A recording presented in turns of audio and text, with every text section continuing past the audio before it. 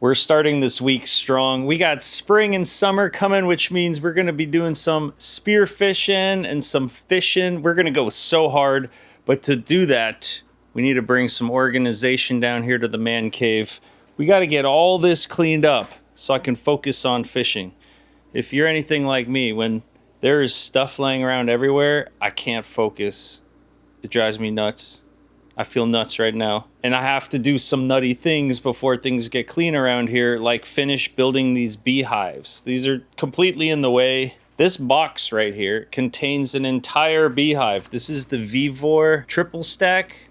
It's got 2 brood boxes and then 1 super, and I have to build this whole thing. This is my least favorite part about having bees, is building the beehive. All these pieces of wood in here, these are the frames. Okay, so I have to nail all these pieces together, put the inserts in them so we can make our frames. And we have to put the boxes together. This is the base of the beehive. Those are the pieces of wood for the frames. And then all the boxes and everything. There's more frame. This is all for frames. That's all for frames. There's the inserts. Here's the wooden boxes. How long do y'all think this is gonna take me to build this one beehive? We're gonna find out right now. So I'm gonna just get busy, get to building, and I'll let you guys know how long it takes. Let's see. It is currently 4:27. Let's just say 4:30, and I'll let you know when I'm done. Whew, it's been almost 10 minutes already. And I haven't even got the first little box together. See, the problem here is it's not lining up properly, and I gotta hammer it pretty good. I'm gonna have to hammer this back in. So first we hammer it tight. I mean, it's pretty tight now. And then we take our nails and then we nail it together. It's a process. Update. Yes, I decided to read the manual, and it turns out you do not need to put screws in there. And also, when hammering down these edges, you want to use like a 2x4 or something and put it down and then hammer it, because it'll evenly push it down. That way you don't accidentally break any of these. Maybe I should start reading the manual, but look how exciting this is. This is a little surprise. We have a viewing glass in our bee box. So you can take this off and there's some glass there. And that way we can check on our bees whenever we want without actually opening the hive. How fun is that gonna be? Woohoo! So the first box is done. Just need to make the frames for it still, but 2 more boxes to go. What time is it? It's already 4:50. Oh my. Okay. Let's get to it. It's time to show you what a beehive looks like. It is 6:15, so we started 4:30. An hour and 45 minutes from start to finish. I've built, I think this is my 4th or 5th beehive now, so if it's your first time building a beehive, it might take you 2 hours. So this is the bottom of the beehive. That is the base of the beehive. Then you got a brood box, which is a big ol' 10 frame box. 1, 2, 3, 4, 5, 6, 7, 8, 9, 10. Yeah, we got 10 frames in here. They have a little bit of a beeswax on them already. And we have our little viewing window, which I'm stoked for. Oh, we're gonna be able to watch the bees. Buzz, buzz. All right. In the past, I've always used just 1 brood box, but one of y'all in the comments told me I should try using 2 brood boxes.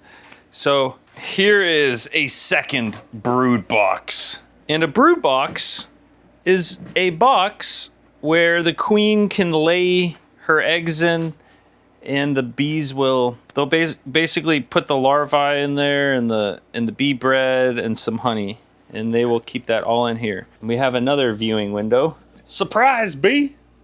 Imagine they're just chilling and then I open that up and they see my face. Whew, that'd be a rough way to start the day. 2 brood boxes, and now we're gonna put on the queen excluder.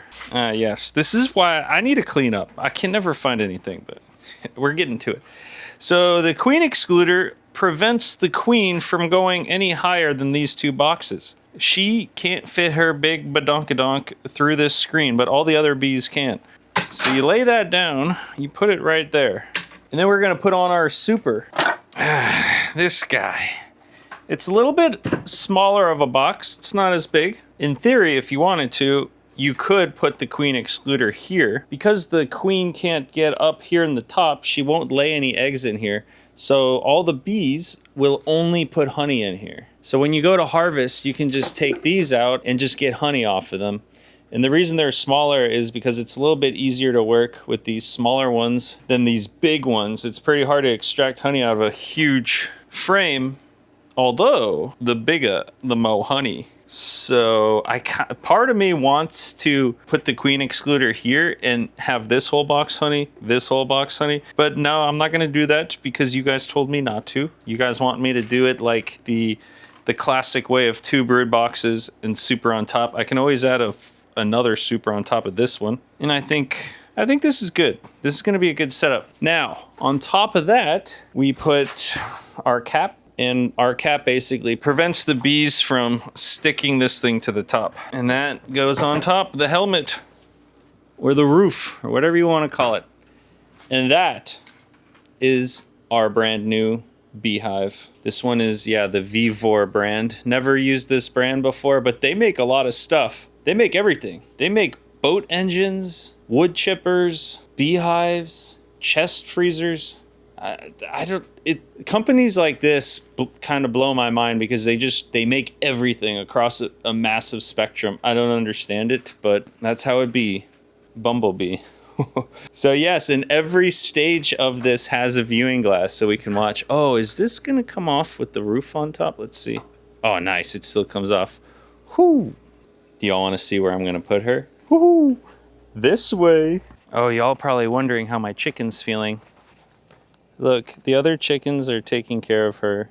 They're staying by her side, and this morning she was drinking water and eating food, and she's looking a lot better. So my chicken's doing better. In the last episode, she wasn't doing so hot. And if you're new to the House to Homestead video series, once a week I put out an episode where I give you guys an update on all the things I'm doing here in the backyard. And we do have a couple of fun things planned, like my brand new gardenia, which I put up here for the bees to enjoy. This is probably the best smelling plant in the world. I paid, how much did I pay? $24.98. This is the gardenia sweet tea. Came in a 2-gallon. Hello, ladies. Y'all come trying to bum rush me? It says plant me, bro. The gardenia jasminoides. Trademarked as the sweet tea, so that's kind of funny they trademark it like that, but I think I'm gonna put that beehive right here. I'm gonna build a nice little block for it right here, and we'll put that beehive right here, but we will keep this nuke here for now. I'm hoping to split this beehive soon and create a new hive. We'll put it in the nuke, and then we're gonna put it in that brand new Vivor beehive we just built. And in the last episode, this is the plastic beehive that we put together, and the bees are loving it. They are coming in and out. They're working hard. This is the first plastic beehive I've ever owned, and the bees are like coming out of these holes. It's kind of funny how they do this, but everything is looking healthy and thriving. My chicken just tried to eat my gardenia. Look at the... I've decided I am naming the white chicken Bunny. So that's Bunny now. And she was just hopping up, eating my flower. The little rat. And she was just like bouncing around. It was really funny. I didn't get it on video, but she just earned herself the name Bunny. Yeah, you're a bunny. How does that make you feel? Houston, we got a problem. We got the chickens in front of the chicken coop, and look what flew into the coop, and the chickens are kind of chasing it around. That right there is a blue jay, maybe? What kind of bird is that? Hey, buddy. Where'd you go? Uh-oh. Oh, there he goes. He flew out. You should have seen it. Earlier he was going nuts, and the white chicken, Bunny, she was chasing him around. It was crazy. These some crazy chickens. I just got done doing a little bit of bridge fishing. I took the e-bike out to the bridges here, did some fishing. that's going to be a fishing video. So if you want to check that out, make sure you hit that subscribe button. But on the way home from fishing, I went and got me some, what is this? Just Naturals organic garden soil. I got 6 bags of that. And I got these things called Leropes, I think. Lerope. And y'all got to help me figure this out. When I was a kid, we had plants similar to this. And you can pull one out. Like, you can pull these strings out. These don't pull out that easy, but... Okay, so you would pull one out, right? And they were maybe 2 to 3 feet long. This is only about a foot long, but they were way longer than this. And we would use them as whips, and we would whip each other with them. And it actually kind of hurt, but it was so much fun. And I can't figure out if this is the same plant or not. Lerope. It seems like it's a similar plant, but maybe a different species. I'm trying to find the right ones, but if you know the name of the ones I'm thinking of, let me know. But they kind of look just like these. They're just bigger. Unless these are it, and they just need to get bigger. I don't know. Yeehaw, baby. Look how humongous my papaya plant is getting. When we first started the House to Homestead series, it was only about this big. Now that root is like, or the stem is like that thick. It was like that thick when we bought it, and it fell over a few times, so I put these bricks here, and to get the chickens to stop digging holes. Yeah, because they're pretty reckless hole diggers. Oh, and there they go. Probably gonna eat the whole plant. But the soil I got is for the banana plants. I'll put a few bags of soil in here, and then I'll top it off with mulch, and then they should have plenty of juice to grow nice and big. They do look like they're making a recovery from the last episode where they weren't looking so good, but I think they just needed some time to adjust to their new home. They're starting to spruce up. My citrus plants are not doing so hot. All the leaves are curled in. I mean, the soil feels moist down there. What could the problem be? But I'm gonna add a couple inches of that soil that I just bought, and then put some mulch on top of that. And we're gonna do that in each pot. Hopefully that'll juice them up, and the mulch will help contain that moisture. The problem now is this soil that I put in here, without a mulch layer, it just kind of like dries into like a rock on the top. And I don't think the plant likes that. So we gotta mulch some things down. Okay, I am definitely not leaving these plants with you guys. I don't trust you. We're taking these. Put them up here for now. Don't already going back for it.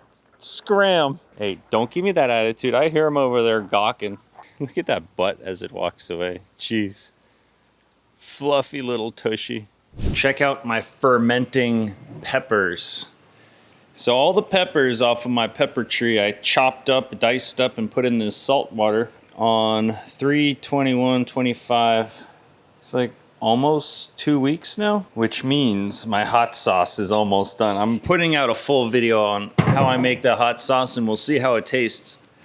But come look at my pepper plants. It's been 2 weeks since I picked every single pepper off of it, and it's already loaded with fatties again.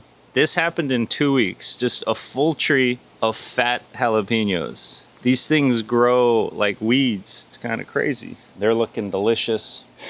I mean, damn, look at all them peppers.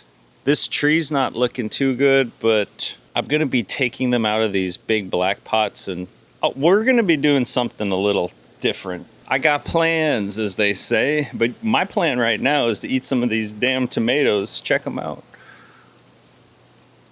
Hey, give me that juice ball. We're gonna eat a couple tomatoes, get the day started right. Ooh, that's a good tomato. And my basil plant here, you see how it's flowering? It makes these flowers. I like to rip them off because when your basil plant goes into flowering, I think it makes the basil leaves taste kind of bitter. So I'm just constantly ripping off all the flower tops, and it seems to keep my basil soft and sweet versus if I just let it go and grow however it wants. And the chickens will actually eat this. The chickens love this. Yeah, we're gonna save this for the chickens. I brought y'all some fresh basil.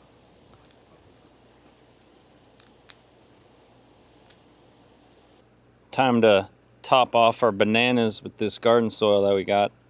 Boom! We added all of our soil, and now we'll put on our mulch. This is the mulch made from our palm trees. that we cut down on the property. Cut those palm trees down, we mulched them up. Now we're gonna use that as a top layer, which will make sure that our soil does not dry out from this Florida sun. Woo! It's looking tropical out here. Can't wait to see how these guys turn out in the upcoming months. We're gonna do the same thing to our citrus plants. Kapow! Boom, boom, boom, boom. Look at that. Looking real good. Gonna give them a little bit of juicing. Hey, ladies. Life is good. Remember those bee flowers we planted? They're all starting to sprout up. These are the fragrant flowers and these are the honeybee flowers. They're starting to spruce. Better give them some water. At the beginning of this episode, I said I was going to clean up downstairs. Well, it's not completely done yet, but it's a huge step in the right direction. This is all the new PC Fun gear that I just got. We got lots and lots of reels, new fishing poles, the lightest reel and the lightest fishing pole, all made from carbon fiber. That's going to be a whole video in itself. But I finally got things tidied up down here. There's the beehive chilling, and probably tomorrow I'm going to clean all this off and stuff. I was busy getting the engine ready, but the engine on the boat is running and ready to go. We're gonna do some serious fishing, and I'm gonna organize all of these backpacks depending on the type of fishing. So like this box right here, this is the nighttime sword fishing box. So everything in this box is everything you need to go nighttime sword fishing. And every type of fishing I'm gonna have in its own box and in its own tackle bag. So if I wanna go trolling, I know grab this bag. If I want to go daytime sword fishing, I know to grab this bag. If I want to go patch reef fishing, I know to grab that bag. We're getting dialed in, boys and girls, getting dialed in. But thank you so much for watching this house to homestead episode. Let's make sure the chickens are in their coop, and then we're gonna call it a good night. Lady, get your little tushy in there. All right, all right. Till the morning. I'll catch you guys on the next one. Good night and peace. Get back in there. Don't be coming out now. She thinks I have treats. Yeah, get in there, girl. Lay me an egg, please.